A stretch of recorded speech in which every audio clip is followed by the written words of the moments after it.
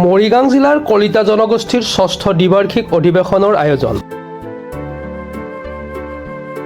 অহা ইংৰাজী 19 জানুৱাৰী সোমবাৰে কলিতা জনগোষ্ঠী সন্মিলন অসমৰ নেতৃবৃন্দ উপস্থিতিত মৰিগাঁও জিলা কলিতা জনগোষ্ঠীৰ ৰাইজৰ পূৰ্ণ সহযোগত ষষ্ঠ দ্বিবাৰ্ষিক জিলা অধিৱেশনখন দিনজোৰা বৰ্ণাঢ্য কাৰ্যসূচীৰে মৰিগাঁও নগৰৰ গান্ধী ভৱন প্ৰেক্ষাগৃহত উলহ মালহেৰে আয়োজন কৰিবলৈ ইতিমধ্যে মৰিগাঁও জিলা সমিতিৰ বিষয়ববীয়াসকলে কঁকালত টঙালি বান্ধিছে। তদুপলক্ষে মৰিগাঁও ৰাইজৰ উপস্থিতি আৰু সহযোগিতা কামনা কৰি সংবাদ মাধ্যমৰ আগত মৰিগাঁও জিলাৰ মুখ্য আহ্বায়ক দুলিমণি বৰাই এনেদৰে কয়।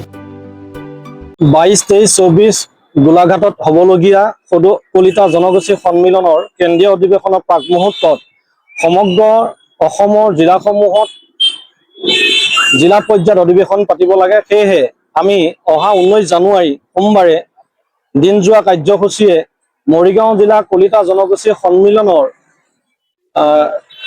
2 বছৰ অন্তত আমি ষষ্ঠদশ দ্বিবাৰ্ষিক অধিৱেশনখনি মৰিগাঁও গান্ধী ভৱন প্ৰাংগণত অনুষ্ঠিত কৰিব বিচাৰিছোঁ।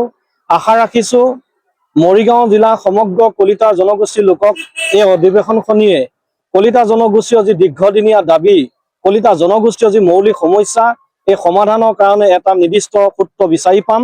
গতিকে আমি আশা ৰাখিছোঁ আহক সকলোৱে মৰিগাঁও জিলাৰ সকলো চুকে কোণে নগৰে চহৰে গাঁৱে ভূঞে সমবেত হৈ থকা বসবাস কৰি থকা কলিতা জনগোষ্ঠীয় ৰাইজ স্বতঃস্ফূৰ্তভাৱে আহি এই মৰিগাঁও জিলা গান্ধী ভৱনত হ'বলগীয়া অনুষ্ঠান ভাগত অংশগ্ৰহণ কৰক আৰু সকলোৱে উমৈহতীয়া এক সিদ্ধান্ত ল'ম যাতে আগন্তুক দিনত অসম চৰকাৰে কলিতা জনগোষ্ঠীয় যি মৌলিক দাবী, আমাৰ যি দীৰ্ঘদিনীয়া সমস্যা, এই সমস্যাবোৰ সমাধানৰ কাৰণে আমি অসম চৰকাৰলৈ এক বাৰ্তা প্ৰেৰণ কৰিম।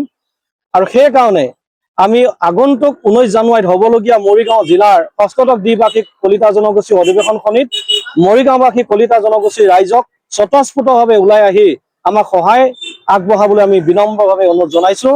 আৰু আজি আপোনালোকৰ সংবাদ মাধ্যমৰ যোগেৰে আমি মৰিগাঁৱৰ পৰা কলিতা জনগোষ্ঠীয় লোকসকলে ঐক্যবদ্ধ এই সংগ্ৰামখনত সকলোৱে আগবাঢ়ি আহক, তাৰে এটা আপোনালোকৰ মাধ্যমৰ জৰিয়তে অসম চৰকাৰলৈ আহ্বান ৰাখিব বিচাৰিছোঁ। কলিতা জনগোষ্ঠীৰ যি ছাত্ৰ ছাত্ৰীৰ মৌলিক সমস্যা, কলিতা জনগোষ্ঠীৰ ছাত্ৰ ছাত্ৰীৰ দীৰ্ঘদিনীয় পৰা ভুগি অহা আমাৰ যিবোৰ মৌলিক সমস্যা, এই সমস্যাবোৰ যেন অসম চৰকাৰে, কেন্দ্ৰীয় চৰকাৰে আমাক উমৈহতীয়া এখন মঞ্চ তৈয়াৰ কৰি বিধানসভাত এদিন কলিতা জনগোষ্ঠীয় বিষয়টো লৈ আলোচনা কৰক, তাৰে এটা আমি আশা ৰাখিছোঁ। আৰু মুখ্যমন্ত্ৰী পৰ্যায়ত কেবিনেট পৰ্যায়ত এটা ডিচিশ্যন হওক যে কলিতা জনগোষ্ঠীয় যিবোৰ দাবী, এই দাবীৰ প্ৰতি সন্মান জনাই এটা সন্মানজনক আলোচনা হওক, তাৰে কামনা কৰি আমি সমগ্ৰ মৰিগাঁও জিলাত সকলো ৰাইজকে এই অধিৱেশনখনৰ জৰিয়তে ঐক্যবদ্ধ কৰি আগন্তুক হ'বলগীয়া যি 22, 23, 24 তাৰিখে গোলাঘাট অধিৱেশন, সেই অধিৱেশনখনলৈ মৰিগাঁওবাসী ৰাইজৰ স্বতঃস্ফূৰ্ত সহায় জনাই মৰিগাঁও জিলাৰ পৰা প্ৰায় 5 সহস্ৰাধিক লোকে আমি গোলাঘাট অধিৱেশনত অংশগ্ৰহণ কৰা এটা প্ৰয়াস কৰিছোঁ। তাৰে আজি আমি আৰম্ভ কৰিছোঁ।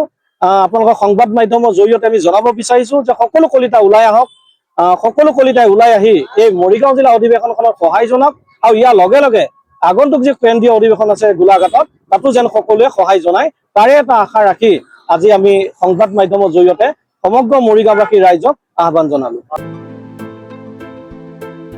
মৰিগাঁৱৰ পৰা বুবুনাথৰ ৰিপৰ্ট, প্ৰাতঃ টাইম ডিজিটেল।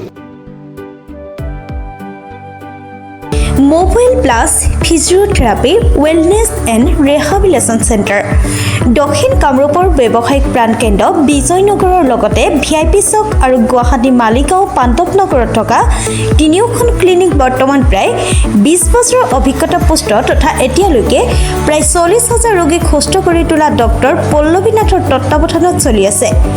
এই ফিজিঅ'থেৰাপি চেণ্টাৰ তিনিটাত বৰ্তমান অভিজ্ঞ ডক্টৰৰ দ্বাৰা যিকোনো জটিল ফিজিঅ'থেৰাপি চিকিৎসাৰ লগতে যিকোনো ৰোগীৰ ঘৰলৈ গৈ চিকিৎসা সেৱাৰ সুব্যৱস্থাও ৰাখিছে।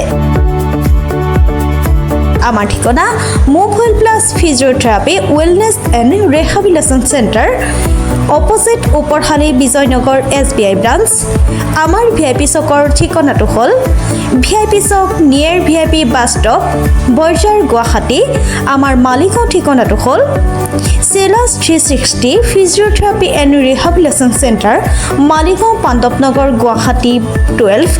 আমাৰ যোগাযোগ নম্বৰ হৈছে 8011744696।